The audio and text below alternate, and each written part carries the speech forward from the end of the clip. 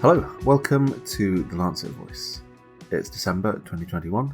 I'm Gavin Cleaver, and today we're going to be talking with Hilary Cottam, author of Radical Help. I'm joined, as ever, by my co-host, Jessamy Bagenal. Jessamy, when we first discussed talking to Hilary, I guess it didn't seem obvious her connection to health, but you're a big fan. You read the book Radical Help. And you suggested this interview. Why did you think that Hilary was such an interesting person to talk to when we're thinking about kind of health, population health, people's prospects, that sort of thing? A lot of the conversations that we've had this year have been about this potential window of opportunity where COVID-19 has put health at the centre of so many things, and that there's some political will of a problem being clear and, potentially having the right policy types of interventions, so that when we look historically, sometimes out of these crises come a new way of doing things, like the Beveridge report, the NHS, these types of things have been talked about a lot. And there feels like that sort of movement is here potentially now. And Hilary has got such a great view on the interface between the social care system and the humanity or lack of humanity in that care system, and how the lack of humanity and the lack of actual real understanding and trying to have policies and interventions which are built for people, keeping the sort of human in view, perpetuates these cycles of poverty. And we know that feeds into ill health.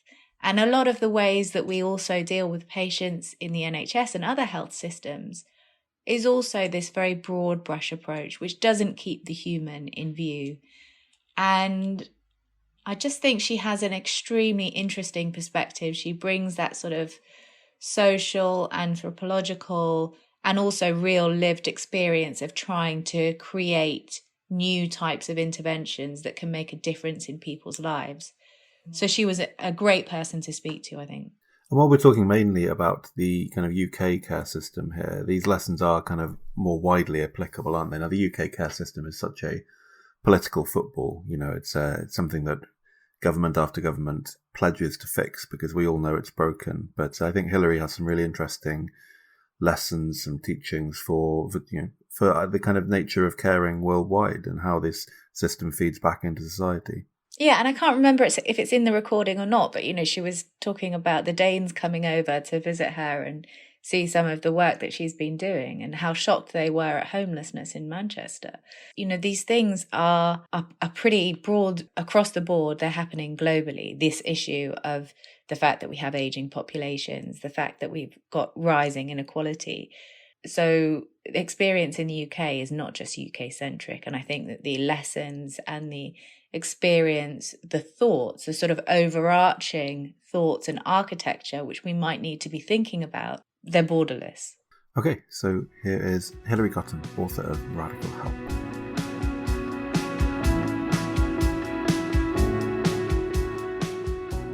We talk a lot about the social determinants of health at the Lancet, but not so much about the welfare state. How do they differ, and what's the sort of conceptual framework that illustrates how these concepts of the social determinants of health, and the welfare state interact and are connected, in your view? I think this is such a brilliant question because there's kind of alignment and difference. And I suppose it goes to the kind of heart of the matter and the conversation that we can have. Because if we think about the social determinants of health, I'm not in your field, but, sort of the wider things that are not medical outcomes but influence medical outcomes, I think that then we can say that Beveridge, when he designed our welfare state, was really interested in the social determinants of human flourishing in a very broad way. So, he thought about housing, education, health, various kind of economic allowances. And I think that actually this framing is really, really important and has been left out of welfare debates, because now we think about, what happens in education, for instance. Can we move outcomes from A to B? But of course, Beveridge and his contemporaries, when they designed the welfare state, they were sort of classicists. They had this kind of great Aristotelian vision of what it means to flourish and what you need, and how kind of this is a much broader social question in every kind of sense of that meaning. And of course, a lot of the work that I do and my writing in Radical Help is trying to kind of get back to that, really, and say what would happen if we thought again in this bigger way and in this new moment about what's needed now rather than this sort of very narrow way. But I also think, I mean, again, I understand as a non-medical person that the social determinants of health are social, so they're collective. And there I think that the kind of beverage design and definitely the welfare state now is vulnerable, because again, one of the arguments I make is that we haven't really had any welfare reform. What we've had is privatisation of post-war models. And of course, what that actually means is a sort of individualisation of everything that beverage designed. And I mean, what I would say is actually the kind of roots of that potential were always there in the welfare state, unfortunately. But I think what it then means is that the biggest challenges of our time, whether, you know, we're talking on the first day of COP26, whether it's environmental challenges, whether it's demographic challenges of kind of population movements or ageing, whatever, that these challenges are deeply collective, you know, and social, and that we can only really begin to kind of grapple with them if we think very collectively about it, from, you know, how we design our public places to how we think about care in a very different way.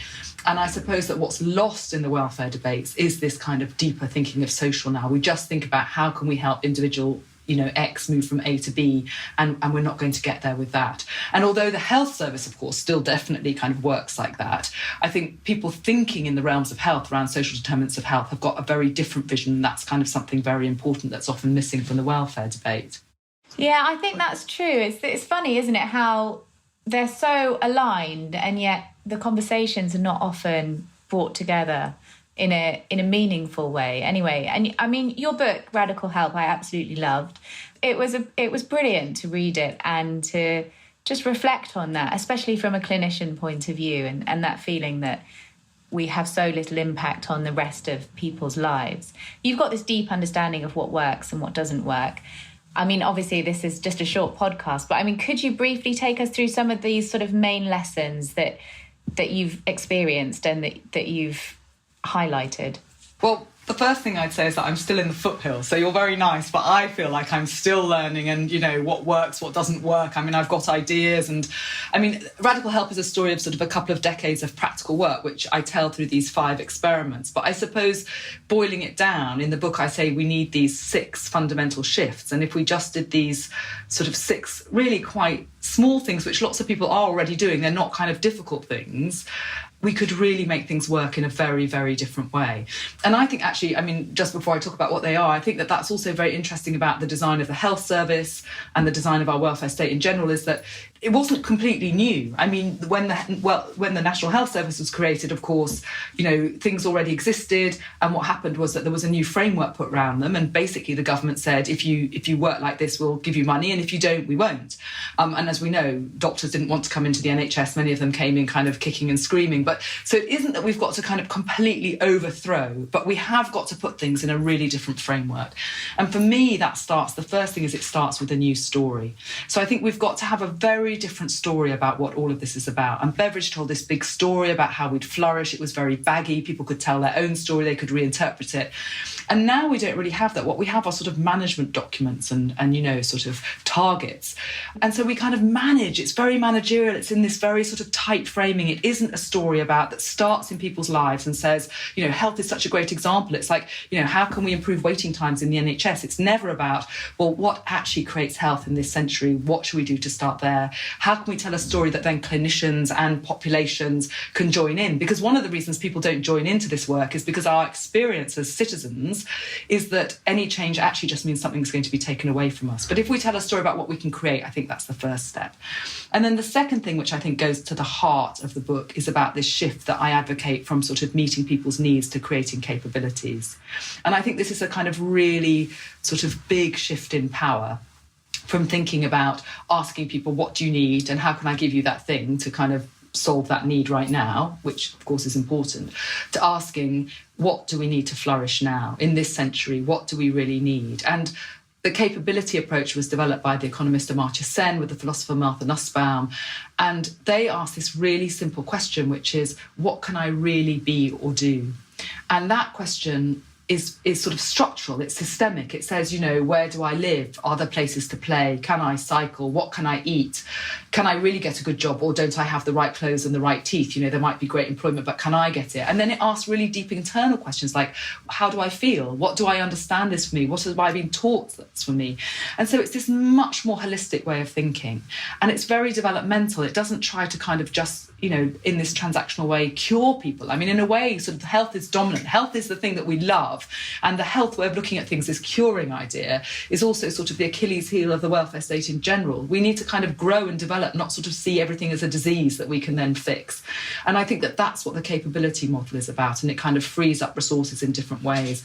And then, of course, one of the core, in the work, I focus on 4 capabilities, which are health, learning in a kind of broad sense, community, but also relationships, because I think the kind of strongest and most important thing is to make change, we need to be allied to others. Obviously I talk about it in more depth in the book, but at the most simple level, and again, health is a good example. If we want to make a change in our lives, to take more exercise or to stop smoking, these very simple examples, they're very hard to do alone. And they're very hard to do without support of people that kind of see our whole person. So I think about this idea of a relational capability and what it really means to system change. And then I talk about how we can think about resources differently. I mean, we do have resource, actually, even now in straitened times. But the problem is that our resources sort of, there's sort of time on the one hand, there's public money, there's private money. We can't blend it all together. So things feel very closed. We have this risk mindset, which is also, of course, part of the kind of marketisation of our services, which is always to focus on what might go wrong and to kind of try and focus on that. So again, a lot of my work is about really turning things on its head and just saying, instead of thinking about risk, let's think about possibility. Let's think about what people can do. Let's think about what assets are there. And it's amazing. One can't be Pollyanna-ish because I'm working in communities where things are really tough. But it is amazing how flipping that question leads to different possibilities. And then I suppose the other kind of thing that I think makes things work is to think about how we reinterpret opening things up to everybody again. Obviously the welfare state was universal. And I think we really need to sort of reinterpret what that actually means and how we bring people back in together, because unless people feel that this is something for everybody and that we can all benefit, it becomes very divisive in the way that we've seen about lots of things. So I think what works is to think, very holistically about how we bring people in. Hilary, do you think there's a welfare state in another country that better embodies what you've been talking about? Well, it's really interesting because, of course, in the UK, we always look to the Scandinavian countries, don't we? And we sort of think that they have the best welfare services. So when originally the Danes were the first to come and say, can we translate radical help? We need this here. I was actually totally surprised. I thought, oh my goodness, why are you asking to look at this? Because this is something that we already we look to you for. And it's really interesting because I think what we see in the Scandinavian model, which we look to, is that we most of us sort of working in public systems do think that it's the best that we can look to because it's very well funded. But what many people there would say is that we have a system that takes immensely good care of you. If you need children's services, if you need health services, our services are very good. But actually it's like a net that traps people, and that the same people and the same families are kind of using welfare decade after decade. It's not a trampoline that supports people to change. So it's been very interesting for me working in Denmark and Norway since the translation of Radical Help to think about how, conditions for professionals, for example, are completely different, but how we can work with that resource in that context to really change. Because I think the big difference is that what's needed now in this century is different. So even if I could say to you that, yes, the Scandinavian model is brilliant, I think it probably doesn't work for this century. The other thing that I would say that I think has to be very, very nuanced, but the first half of my working life was working in the developing world, in Latin America and in Southern Africa. And I spent a lot of time living in barrios, in particular in Latin America, and seeing sort of what I would call barefoot practices, how people kind of organise in completely different ways to deliver health or education. And on the one hand, I don't want to say that we in Britain with this enormous economy should go back to that way of thinking. But I think there is something very different about that way of working in which power is kind of shared, in which the sort of narrative of what needs to happen is very, very rooted in everyday lives. That is something that I would definitely want to emulate in a future welfare state. I suppose all of these, for me, kind of coincide with, you wrote your book before COVID-19, and since COVID-19, the very stark inequalities in our society have made, and the fact that these sorts of crises often mean that the state and the citizens have a different type of relationship, or the relationship is questioned. And there was I felt some real movement to begin with about questioning the way that we organise our societies, these enormous challenges that we face in this century, the fact that much of everything that we do, from the multilateral system to the welfare state, has been based on a sort of post-Second World War model that's not fit for this century, on top of all of these other challenges that we have. And it still goes on in the rhetoric of Build Back Fairer. But the sort of actual action is pretty poor. Do you feel hopeful that there's the political will to really try and reimagine how we do organise our societies? Because it does seem necessary if we're going to survive the next 100 years, really, with climate change and things like that. I mean, absolutely. It's so difficult, isn't it? Because if we'd been having this conversation in the first lockdown, I would have been so optimistic. I felt... Mainly because I felt that people finally were beginning to realise the inequalities. They were seeing them, which was really important, valuing different work, some work, in different ways. And also that experience that neighbours were joining in to help each other. Because I think once you've met somebody and you've actually joined in and done something, you're in a completely different place. And also, actually, because I work a lot with local authorities were calling me and they were saying, we've been trying to kind of create ways that we can work together for years and we can't get it done. But now everybody's taken off their lanyards, they're working together, they've ditched the script, they're just looking at who's in front of them and what they need. And how can you help us think about that in a system way? So that was a very optimistic moment. Now things have kind of settled, it feels like, in a sort of old-fashioned way, in a quite difficult place. And I think this goes to sort of what you were saying in the question, really, which is, and is sort of at the heart of the work that I do, which is that I've got a historical framing and I'm very interested in technology revolutions. And when we have technology revolutions, we see that everything has to change, institutions have to change, and that we do have these very industrial forms of politics. It's not just party political. We have a kind of very industrial state. We have a very industrial health system, that's for sure. And I think it's very, very hard to see how the changes we need can be led through those industrial systems. And at the same time, I think if we do look to history, we know that the state in particular has to draw the framework. I mean, it has to be the chief architect and say, these are the changes we need to make, this is the direction of travel, this is the regulation that we're going to have, go, invest, invent, do everything within this framework. And we're very, very far from that at the moment. So I think it's a sort of plastic moment. I think... And day to day, I feel kind of very differently because obviously my work is in communities, since we've been able to kind of travel again, I've been kind of working again in that way. So, I can be somewhere like Grimsby, where I was a couple of weeks ago, seeing, working in some of the places that are really, really tough. There's a place in Grimsby where children are removed, deep poverty, and children are removed from their families at 17 times the national rate because families can't cope. But at the same time, sort of huge invention, huge energy, really different things starting to happen around kind of how work is organised and how people think about the place and how they, can own things and do things. So there's so much flourishing. The thing is that at the moment it's like fireworks, and until we have a kind of bigger story, it's sort of back to the vision thing, until we can tell a story that can kind of enable that to grow and that we can get money behind those new things, which are sort of really struggling against regulation and no capital in sort of old systems, I think it's quite hard to see what can happen. I mean, nature regenerates through cataclysm, doesn't it? It's like we've had a forest fire. So I can only believe that change is going to come. But I suppose for those of us who want to see it, that's why I'm sort of so, honoured really that you've asked to talk to me. It's by sharing these stories. It's about keeping those stories alive and keeping on generating them, that kind of, the light keeps shining really. And those of us who are trying to kind of make the change find each other, because that is what's got to happen. Yeah, I hope so. I mean, just to sort of push you on that a bit more for this time of change, what are the types of securities that the state should be offering people now for the next couple of decades? What do you see as the big technological work, whatever changes that really need to be focused on?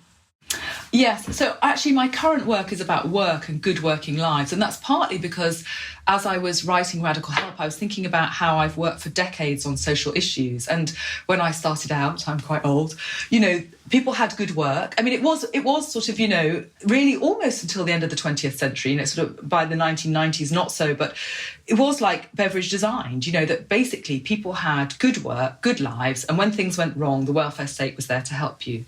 And now that isn't the case. I'm working in places where good work can't be found, and really the only economy is the welfare state. That doesn't work. And I think, so I've been going into communities and asking people to design good working lives and then design institutions that they think could help that happen.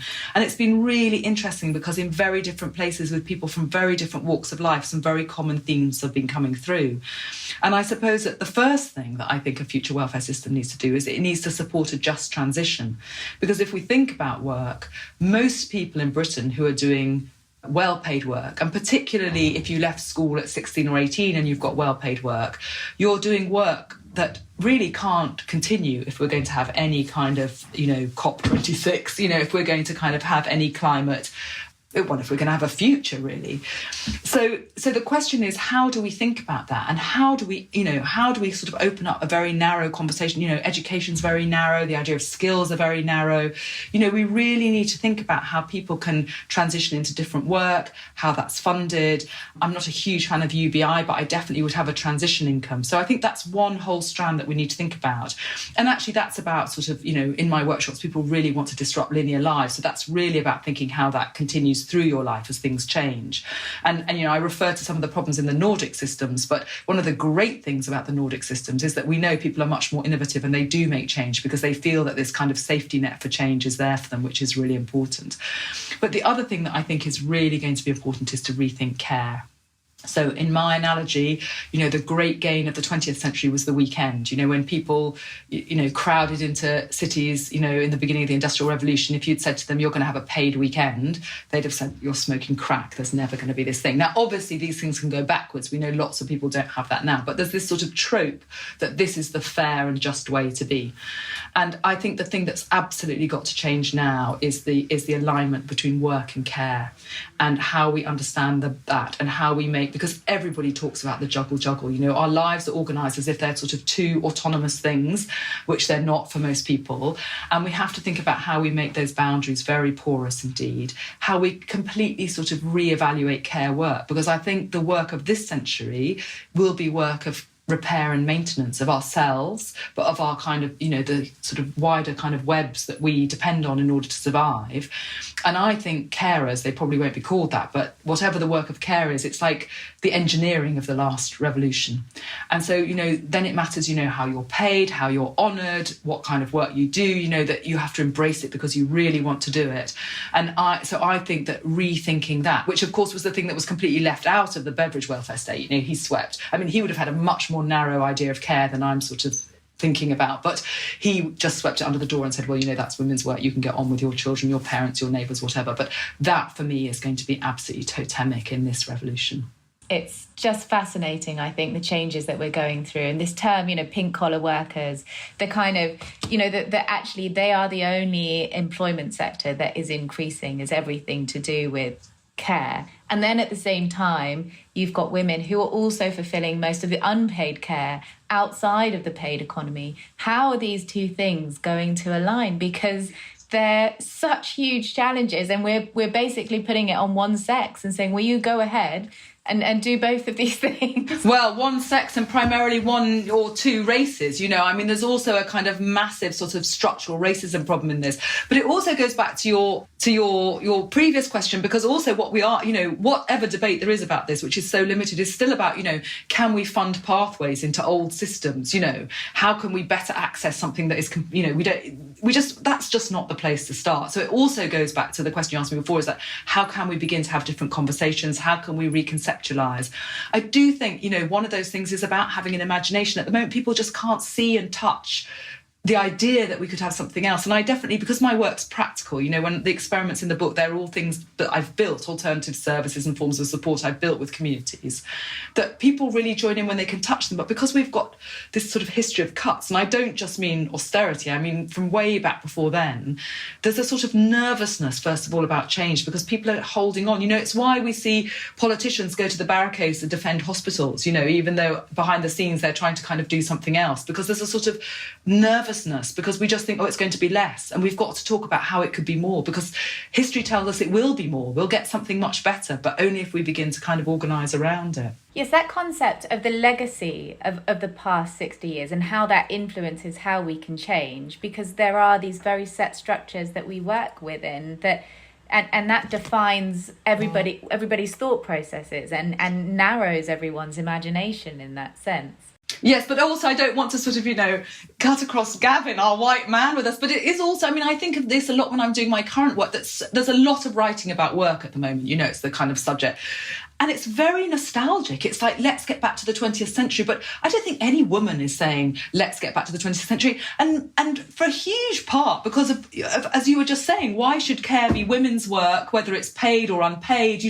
It's like, well, we know that's one story and we don't want that story anymore. We want to kind of rethink how everybody can care and how that's a completely different sort of structure, really. Well, so much of the political thrust at the moment, isn't it, is about returning to this better time, in inverted commas, that never actually really existed.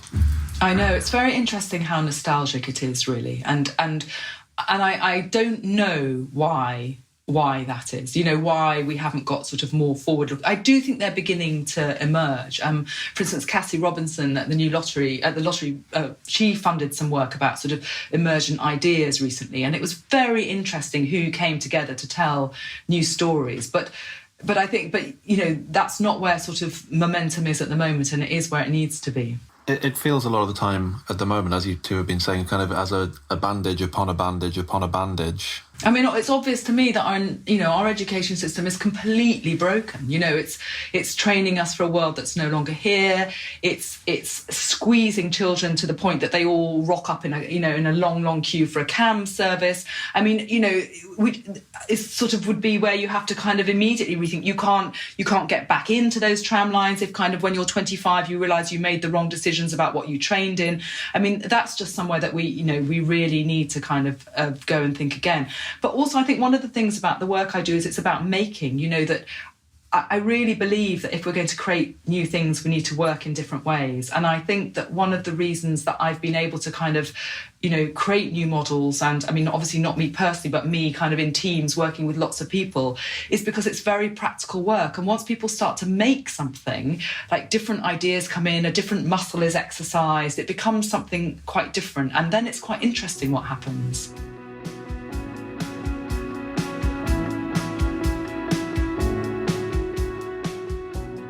Yeah, I think it's a nice interview. And as you say, it does bring together, it's all along the same types of conversation of how we're going to use this to make things fairer and better. And Michael Marmot actually released a global look at social determinants of health with the WHO yesterday. His view is it's all about reaching across these different sectors and having a kind of broad approach, but also that the economic architecture has to change. And people are saying that loudly now. They're saying that, fearlessly, without kind of fear of reprisal from market orientated kind of, right wingers and libertarians. And that feels positive, I think. Well, I think this joined up approach is something that's been missing for a long time, isn't it? And I think maybe we're starting to get the idea if we're going to do something, it's worth doing it broadly and in concert with other areas. Well, I think also this stepping back that we've been able to have and to actually look at the last 40 years and say, okay, well, we've made great health gains in certain aspects because of innovation, because of greater scientific understanding. But actually, from a societal point of view and a political point of view, we've entrenched mechanisms that are holding us back from a health point of view. And we need to look at those overarching architectures and we need to change them, because without that, we're not going to be able to move on to the next stage of better health for our populations. It has been a theme throughout the year, hasn't it? And it really strikes me how much of healthcare ends up treating the symptoms rather than the problem itself. And I think when we spoke to Michael Marmot and when you and Jocelyn Clark spoke with Sarah Kaplan earlier in the year, these are all really kind of striking issues of how we can deal with some fairly fundamental societal problems, but make gigantic health gains at the far end just by dealing with them. Yeah, it's all about these upstream determinants of health and not trying to go too downstream to rescue people, but to try and be more preventative. And you can say that in a kind of siloed public health way, and that's not something that's new or particularly special. But I think when you broaden it out to the overarching architecture of the way that we're running our societies on an economic basis, on a political basis, and to look at all of those different political determinants of health, how they link in with commercial determinants of health and social determinants of health, that's when you're able to really say, these are the types of changes that we need. And they're urgent. Perhaps some of the optimism that we could change society that was found early in the COVID pandemic is perhaps slipping away a little bit.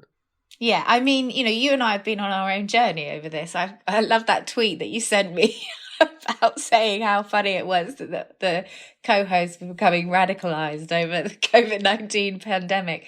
But I don't think it is radical particularly. It's just sort of very commonsensical when you actually look at it.